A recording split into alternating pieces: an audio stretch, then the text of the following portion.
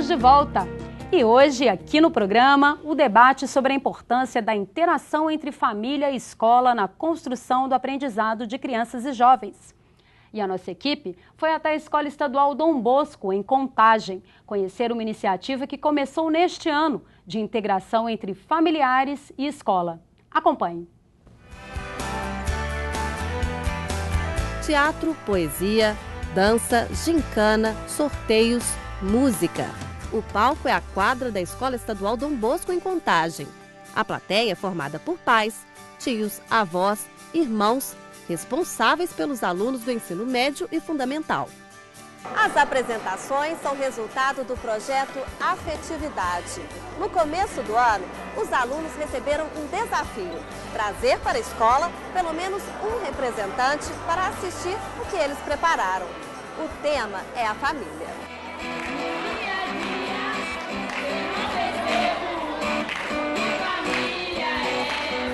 Neymara, professora de História, é a idealizadora do projeto. Ela dividiu os alunos em grupos.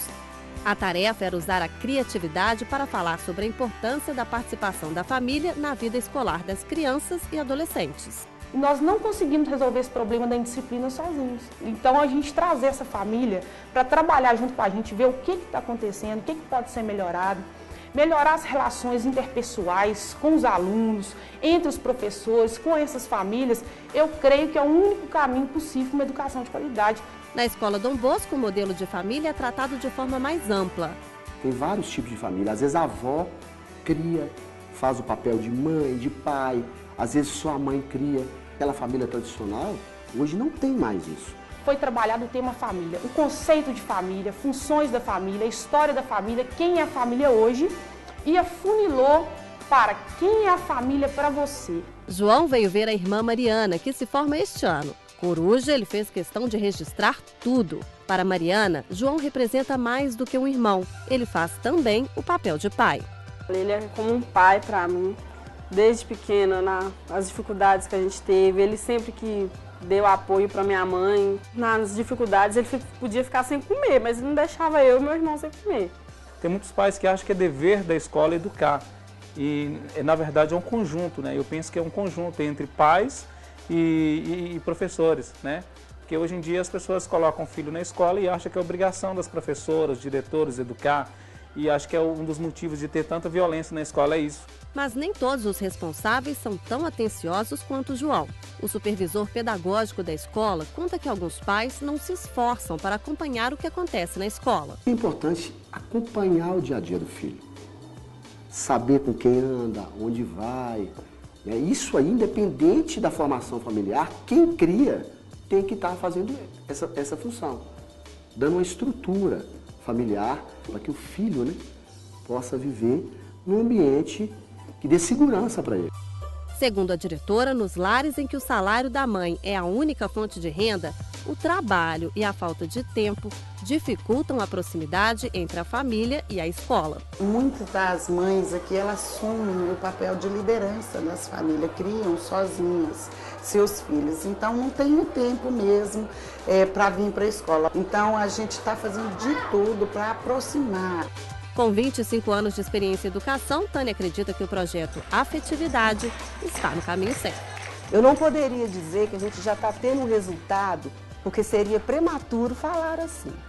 Mas eu consigo perceber que a gente está encontrando uma saída, que é de reconhecer esse aluno com a família que ele tem. Pois é, então a gente fez essa visita, a nossa equipe é a Escola Estadual Dom Bosco. A escola fica em Contagem, na região metropolitana de Belo Horizonte, numa área de vulnerabilidade social. Atende, entre outros, alunos das vilas Dom Bosco, Vila São Paulo e Industrial. Possui cerca de 500 alunos dos anos iniciais e dos anos finais do ensino fundamental e também alunos do ensino médio. E tem as atividades de tempo integral. Pois é, gente, a gente viu que a matéria, a família mudou ao longo do tempo, né? Por que é importante identificar que tipo de família é essa para os alunos? Olha, me chamou a atenção, primeiro que é claro que todos esses projetos são muito bem-vindos, eles já transformam o ambiente escolar, eles já integram todos os alunos de diferentes séries, professores, professoras. Isso já é positivo, isso já tem um efeito, eu acho que dentro da dinâmica curricular da escola, né? Mas me chamou a atenção que a motivação é tratar a questão da indisciplina, prevenir a violência, e daí a família é chamada. Eu tenho uma visão diferente, sabe? Eu acho que a disciplina é muito importante na escola, mas quem tem que fazer isso funcionar na escola é a escola. Se a escola é interessante do ponto de vista curricular pedagógico, vai ter menos indisciplina se a escola desafia, se ela realmente oferece oportunidades interessantes de aprender, ela vai ter menos indisciplina. Eu acho difícil, a família, claro, né? Tudo bem, o pai e a mãe vão sempre diziam antigamente para a criança pequena, obedeça a sua professora. Eu vi um depoimento recentemente de um homem já de meia idade, do interior do Maranhão, que ele disse que quando ele foi para a escola, criança, na pequena cidade em que ele vivia, o pai deu a ele uma palmatória. Isso deve ter sido há 40 anos atrás, 45 no máximo. E disse, leve para a sua professora. Porque a escola educava no lugar dos pais e no tempo que existia punição corporal, em geral, a família punia assim, não é, com palmatória. A escola punia com a palmatória. Isso é conhecido, né? As gerações aí mais antigas lembram disso. Mas, assim, claro que todo pai, que toda mãe vai recomendar que a criança se comporte bem na escola. Isso vai ficando mais difícil na adolescência. Inclusive, é ótimo acompanhar, claro, a vida escolar do filho e da filha, mas muitos adolescentes não gostam não que o pai, que a mãe perguntem, se intrometam, fiscalizem. Também existem conflitos entre pais, mães e filhos e filhas na família, na adolescência. São questões que talvez você, que é psicanalista, tenha mais o que dizer. Sabe o que eu achei interessante? Os depoimentos, assim, tanto da professora, da diretora, né? Parece que é a diretora e da... Sim, a diretora Rosângela, e da a professora idealizadora do projeto Neymar Coelho. Isso, e da aluna. A Mariana. Né? E a fala, assim, a família que tem. Achei isso fantástico, assim, porque parece que é isso mesmo que a escola precisa pensar, que é preciso levar em consideração isso, trabalhar com a família possível, a família que existe, e não aquela família ideal, né, que se imagina e que não existe mais em lugar nenhum, né, porque é com essa família que nós vamos lidar, essa família essas novas configurações familiares. E achei tão interessante a fala da menina, porque ela disse assim, ele que é meu pai, que é meu irmão, né? Quem cumpriu para mim esses anos todos a função de pai foi o meu irmão.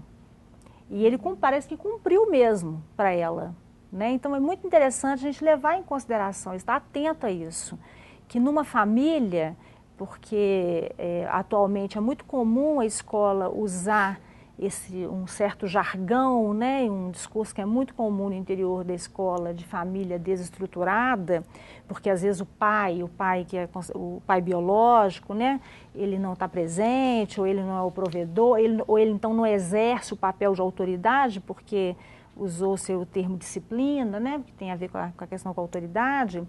Mas se esquece que não necessariamente o pai, o biológico, não necessariamente ele precisa fazer essa função. Uma outra pessoa pode vir no lugar dele. E o caso dessa menina é muito interessante, como é que o irmão ali exerceu para ela essa função. Então, achei muito interessante os depoimentos, né? Como é que na medida em que a escola abre espaço para escutar as pessoas, ela pode acompanhar e escutar essa família que existe. Aí, né, as famílias são tão diferentes, a família que, essa última frase, né, a família que tem, que são várias, né, são tão variadas as famílias mesmo, e ela pode acolher essas famílias no interior do espaço escolar. E encontrar soluções e saídas, desculpa, Tânia, soluções e saídas tão interessantes, né, tão singulares para cada uma. Eu fico pensando assim, eu lembrei de uma fala da Margarete no primeiro bloco, quando ela falou assim, o que fica para a família? Né? Qual que é, afinal de contas, a função da família? E eu penso, teve um pouco essa referência no vídeo, a família é o grupo de referência, seja ela constituída com o arranjo que for, ela é o grupo de referência responsável pela criança, pelo jovem, ao longo de toda a vida. Quer dizer, é ela que vai manter essa linha condutora, vamos chamar assim. Agora, eu acho importante marcar, uma coisa que eu já falei também antes, né, mas trazendo agora nesse novo contexto, a profissionalidade da escola em um contexto republicano, que eu acho que aí tem a ver com a fala da Eulina. Então, o que eu estou querendo dizer com isso? Numa perspectiva republicana do direito de todos, a educação é direito da criança, do adolescente, do jovem, independente das condições de origem dele. Então, é fundamental a escola tentar conhecer a família justamente para ela adequar o trabalho dela a essa realidade. Então, eu não chego a dizer como Eulina, assim, eu acho que a escola não deve contar com a família na questão da disciplina. Eu acho que se ela puder contar com a família, é claro que isso facilita o trabalho da escola. Agora, talvez vai ter muitos casos em que contar com a família significa ir contra os princípios escolares, porque ela fala, né, da palmatória, e eu já assisti, fazendo observação em sala de aula, mães de alunos chegarem na porta da sala e falaram, eu vim aqui falar para você bater no meu filho, porque eu sei que ele não está comportando aqui na escola e você pode bater que eu estou autorizando. Quer dizer, é essa disciplina que a escola quer? E como é que fica o professor que recebe, né, por exemplo, uma orientação dessa? Como que esse diálogo vai se dar? Que lugar é esse do professor também que não vai... É isso que eu estou chamando de profissionalidade docente e profissionalidade da escola. A escola tem toda uma intencionalidade pedagógica, tem toda uma estrutura, ou pelo menos deveria ter ou deve ter, para educar segundo determinados princípios que estão lá na Constituição, lá no Estatuto da Criança e do Adolescente, na Lei de Diretrizes e Bases e por aí vai. Sim. As famílias podem compartilhar desses princípios ou não. Se elas compartilharem, tanto melhor. Isso vai favorecer muito o trabalho da escola, com certeza. Agora, se elas não compartilham, a escola também não pode se omitir desse trabalho e dizer, olha, essa família não ajuda na disciplina, então eu não posso fazer nada. Olha, quer dizer, eu acho que é possível que haja omissão da escola em explicitar as normas de convivência e os valores que aquele grupo, que aquela comunidade, a classe ou a escola toda devem cultivar nas relações. Porque, em geral, o que a gente vê é assim, depois que o mal está feito, depois que já houve uma briga, uma coisa séria, aí manda chamar o pai, manda chamar a mãe, né? Como se a família já não pôde prevenir que aquilo acontecesse. Já aconteceu. Mas por que aconteceu? É só porque a família não exigiu do filho ou da filha bom comportamento na escola? Olha, você vai para a escola, olha todo dia um sermãozinho, olha que se comporte bem, não faça isso, não faça aquilo, atenção para isso, para aquilo. É isso que vai impedir que aconteçam coisas desagradáveis, indesejáveis na escola. Eu acho que a escola se omite muitas vezes, sabe? Botando um pouquinho mais de pimenta aqui no nosso debate, eu quero voltar um pouco nessa questão desse jargão que você falou, professora, a respeito de... Porque pesquisas mesmo, né, colocam que os professores, eles, às vezes, atribuem o baixo desempenho do estudante às famílias. E pode ocorrer o fracasso dessa criança, desse adolescente, em função dessa desestruturação, de uma maneira assim bem contundente mesmo na avaliação de vocês? Quando a gente fala de família desestruturada, eu costumo dizer assim, a primeira pergunta que a gente tem que fazer é o que é uma família estruturada, né? Então tem que perguntar o que é uma família e o que é uma família estruturada. Isso não é tão simples de definir, não é tão fácil, né? Porque a gente pode encontrar uma família assim, aparentemente bem estruturada, né? Uma família aparentemente bem estruturada é uma família de acordo com o ideal que a gente chama de ideal burguês, né? A mãe, o pai, provedor, educador, os filhos, né? E que as crianças fracassam na escola. E aí? O que falha ali? Né? O que está acontecendo? Então, a gente tem que investigar isso melhor, né? O que a minha prática me ensinou, o que a minha clínica ensinou, o que eu tenho acompanhado, é que independente da configuração familiar, a família, é claro que ela tem efeitos, né, na aprendizagem da criança, claro que tem. A gente não pode desconsiderar isso, né? Ela tem efeitos na aprendizagem, no desenvolvimento do sujeito, claro que tem. Ela é uma instituição importante na formação do sujeito. Agora, isso a gente só pode saber no caso a caso, não dá para generalizar. Porque a tendência da escola, de modo geral, é desresponsabilizar-se da tarefa dela e culpabilizar a família e a e o sujeito, né? E a criança, né? E o indivíduo e o aluno. Infelizmente, é culpabilizar a mãe. Não é? Porque eu só ouvi em toda a minha história de professora, formadora, só ouvi uma vez um caso em que era um diretor de uma escola, um homem lá numa escola pública de João Pessoa, que ele inaugurou a seguinte prática. Primeira reunião do ano, ele convocava os pais e ainda dizia nenhuma mãe, só os pais. Então, ele queria trazer os pais, porque, em geral, a educação doméstica, a educação escolar, a responsabilidade pelas crianças é das mulheres. Não é? Dificilmente os pais, infelizmente, dificilmente participam. Não é? Você sabe que agora tem uma novidade que eu pesquisei recentemente, que a família destrutora, pelo menos a minha pesquisa constatou, está muito ancorada nas carências paternas. Porque como o pai atualmente, a gente tem vivido muito essa coisa do desemprego dos homens, né? Está muito ancorado nessa coisa dos homens não serem mais os provedores. Então, tenta-se justificar muita desestruturação da família em função da função do pai que não consegue sustentar a função dele. Se ele está mais em casa, ele podia dar mais atenção para os filhos e filhas. Ensinar o dever de casa. É coerente. Eu acho que tem que fazer uma separação entre a desestrutura do ponto de vista do arranjo familiar, né? Porque muitas vezes os professores ou as pessoas no senso comum, quando se referem a uma desestrutura familiar, podem estar falando disso. Não é mais aquela família nuclear como a gente aprendeu, pai, mãe, filhos e cachorrinho e papagaio, etc. Né? Que realmente aí tem uma autora, uma antropóloga do Rio Grande do Sul, que ela fala uma coisa muito interessante, ela fala assim, que ela discute isso num texto e ela diz que começou a pensar e viu assim, peraí, mas a minha família é toda desestruturada. E ela fala, desestruturada é sempre a família do outro, né? Quando, na verdade, hoje em dia a realidade social é de novos arranjos e não tem nada que prove que isso tem uma relação direta com o aprendizado.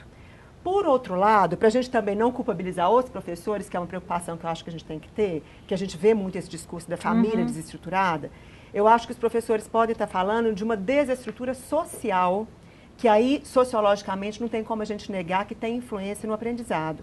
Embora a escola também, concordo com a Eulina, não possa se omitir do papel dela mesmo diante disso, mas a gente tem que reconhecer que esse papel fica muito mais desafiador. Então, eu vou tentar exemplificar. Né? No vídeo, aparece uma referência do diretor da escola às famílias monoparentais, ele dizendo a quantidade de famílias em que a mãe é a figura do lar, vamos chamar assim, ela que é responsável pelo sustento, ela vive sozinha com os filhos. Os dados mostram que essa é uma realidade cada vez mais frequente no Brasil, que tem aumentado muito e não só nas camadas populares, que é uma coisa importante da gente marcar. Né? Agora, o fato da mãe de ser uma família monoparental significa que essa criança não vai ter condições adequadas de aprendizado? Não necessariamente. Isso vai depender de um conjunto de recursos que essa mãe vai ter ou não para lançar a mão de uma rede social de apoio, de recursos financeiros, de recursos culturais, para subsidiar esse processo de aprendizado. Então, quando eu falo de uma desestrutura social, é porque às vezes a gente vai em situações que as mães vivem num estado de precariedade tão grande, sem uma creche para dar apoio, exploradas no seu trabalho, que aí realmente as condições para dar sustentação para a vida do filho, e aí não é só para a vida escolar, a mãe, às vezes, não tem condição de cuidar da carteira de vacinação do menino, porque ela vive uma situação de muita precariedade, que aí, não sei se o melhor termo é desestrutura, mas eu estou querendo dizer assim, então existe realmente um conjunto de condições sociais objetivas que gera maiores dificuldades para um processo de desenvolvimento, seja de aprendizado, seja na saúde, como eu estou dizendo, né, para o desenvolvimento geral. Uma precarização mesmo, como você coloca, e até para esse acompanhamento né, dos pais. E que aí a escola tem muita dificuldade real de lidar com isso sozinho. Hoje é muito comum a gente ouvir os professores falando, a gente hoje tem que ser assistente social, tem que ser psicólogo, tem que ser professor, tem que ser... E realmente não é papel da escola dar conta de todas essas funções. Mas, por outro lado, é papel dela ser um elemento chave na articulação até de uma rede de apoio, exatamente porque ela é o equipamento que é universalizado para todas as crianças, pelo menos na faixa de ensino obrigatório. Bem que eu falei que a gente ia botar pimenta nesse bloco e colocamos de fato. A gente vai a um rápido intervalo e daqui a pouco a gente vai voltar comentando um pouco mais essas questões. E temos um outro VT também que vocês vão acompanhar numa escola de educação especial. A roda de conversa, eu gostaria de convidar os nossos telespectadores para nos assistir também pela internet, pelo canal YouTube da Magistra, Basta digitar o www.youtube.com/magistraSEEMG, tudo junto. O programa também está disponível na página do Centro de Referência Virtual do Professor, o CRV. A gente vai para um rápido intervalo e você vai conferir o depoimento de servidores da educação contando uma boa prática desenvolvida em sua escola. Os vídeos foram gravados durante o primeiro Congresso de Práticas Educacionais da Rede Pública do Estado de Minas Gerais, que foi realizado pela Magistra em outubro de 2012. Nós voltamos já.